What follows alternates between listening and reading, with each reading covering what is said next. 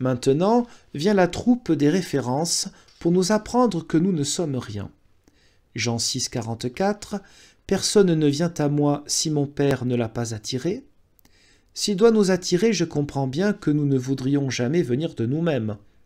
Au même endroit, Jean 6, 45, et en Ésaïe 54, 13, ils seront tous instruits par Dieu. Où se trouve alors notre intelligence et notre art? Jean 15, 4, de même que le sarment ne peut pas de lui-même porter du fruit s'il ne reste sur le cep, vous non plus ne pouvez rien si vous ne demeurez en moi. Entendez, le sarment ne peut rien de lui-même, vous non plus. Au même endroit, vous ne m'avez pas choisi, mais je vous ai choisi, pour que vous alliez et portiez du fruit. Jean 15, 16. Tu vois que nous ne choisissons pas Dieu, mais qu'il nous choisit et nous sélectionne. Au même endroit, sans moi, vous ne pouvez rien faire. Jean 15, 5.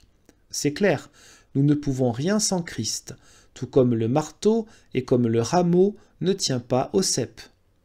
Luc 17, 7 à 10. Qui d'entre vous, s'il a un serviteur qui laboure le champ ou garde le troupeau, lui dit quand il revient, « Viens vite et assieds-toi à table ».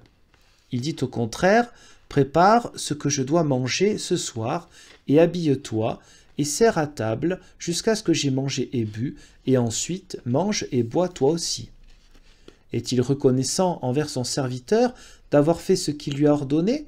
Je ne pense pas. Vous donc aussi, si vous avez fait ce qu'il vous a été ordonné, dites « Nous sommes des serviteurs inutiles, car nous avons fait ce que nous avions à faire. » Examine bien ces paroles, car à elles seules, elles dénoncent la vanité de notre mérite et ne parlent ensuite que des œuvres que Dieu ordonne. Paul dit en 1 Corinthiens 3, versets 5 à 7, « Qu'est Paul, qu'est Apollos, d'autres que des serviteurs, c'est-à-dire l'instrument, par lesquels vous avez appris la foi, et cela dans la mesure où Dieu l'a donné à chacun d'eux. J'ai planté, Apollos a arrosé, mais Dieu a fait croître. Par conséquent, celui qui plante n'est rien, et celui qui arrose n'est rien non plus, mais Dieu comprend et tout cela qui donne la croissance. » Ces paroles sont suffisamment claires, elles montrent qu'un messager n'est rien par lui-même, mais qu'il est un serviteur de Dieu et agit dans la mesure où Dieu lui donne de le faire. En 2 Corinthiens 3, 4 à 6, quand il a célébré la manière dont les Corinthiens ont été amenés par lui à la foi, Paul dit de même, afin de ne pas s'accorder trop à lui-même. Une telle confiance, entendez, de pouvoir montrer comment nous vous avons amenés à la foi, nous l'avons en Dieu, par Christ. Non que nous soyons diligents ou suffisamment capables de penser par nous-mêmes, comme si cela provenait de nous-mêmes, alors que notre capacité ou diligence provient de Dieu, qui a fait de nous des serviteurs diligents du Nouveau Testament, qui n'est pas un testament de la lettre, mais de l'esprit. Ces paroles nous enseignent que le testament de l'Évangile est écrit par l'Esprit de Dieu dans le cœur des humains et qu'il agit en nous par l'Esprit de Dieu. Il s'ensuit ceci, là où est la foi, là est aussi l'Esprit de Dieu. Là où il est, là est aussi une œuvre du bien. Paul dit de même en 1 Corinthiens 12, versets 3 à 6, « Personne ne peut nommer Jésus le Seigneur si ce n'est par l'Esprit Saint. Il y a en effet diversité de dons, mais seulement un esprit. Il y a aussi diversité de services, et pourtant un seul Seigneur. Il y a aussi diversité des forces qui agissent là, mais Dieu est constamment le seul qui anime toutes choses dans tous les humains, etc. » Tu vois qu'appeler Jésus un seul Seigneur, c'est-à-dire reconnaître qu'il est notre Sauveur, notre tête et notre Seigneur, ne vient de nulle part sauf de l'Esprit Saint. Tu vois aussi que les dons de Dieu sont très divers, de même que les dons de tous les services et forces. Et Dieu qui les donne n'est qu'un. Par là, nous remarquons que Dieu anime toutes choses dans tous les humains et donne tous les dons. Lis, si tu veux bien, la suite du même passage, ça te rendra service. Paul parle de même en Philippiens 2, verset 13.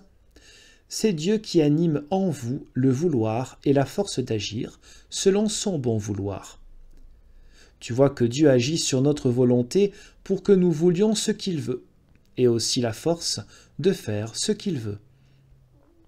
J'ai introduit ce paragraphe sur la providence de Dieu pour qu'on apprenne que Dieu fait en nous tout ce qui est bon, et que nous ne le faisons pas, mais que nous ne sommes rien d'autre que les instruments et les outils par lesquels Dieu agit, car toutes choses sont de lui, par lui et en lui. Référence à Romains 11, 36. Et si on apprend que sa providence est en toutes choses, on y trouve aussi sa toute-puissance et sa force pour ordonner toutes choses et les faire agir selon sa volonté. Tout notre mérite revient donc à ce que nous ne pouvons pas réellement compter sur notre mérite, puisque tout le bien dont nous sommes les agents est de Dieu et non de nous. Oui, dès que nous nous l'attribuons, ce bien est mauvais, car nous sommes mauvais de nature. Genèse 8, 21. En effet, aucun mauvais arbre ne peut porter de bons fruits. Et bien que Dieu promette récompense par sa parole, il ne récompense rien d'autre que sa propre œuvre qu'il a suscitée, comme le dit aussi Augustin. Et le Seigneur lui-même l'indique quand il dit « Je vous ai choisi pour que vous portiez du fruit » Jean 15, 16. Et il appelle et fait venir dans sa vigne, et invite même à sa noce, et donne à Pilate le pouvoir sur lui-même, sinon Pilate ne pourrait rien lui faire. Il s'ensuit qu'aucun homme n'a jamais existé qui ait été agréable à Dieu ou chéri de lui par son mérite. En revanche, Dieu a laissé lui plaire qui il veut. Oui, il a lui-même suscité et motivé les aumônes de Corneille, acte 10, 4, et de Tobie, Tobie 12, 8 à 12, bien que l'ange dise « Dieu a vu ton aumône et ton œuvre ».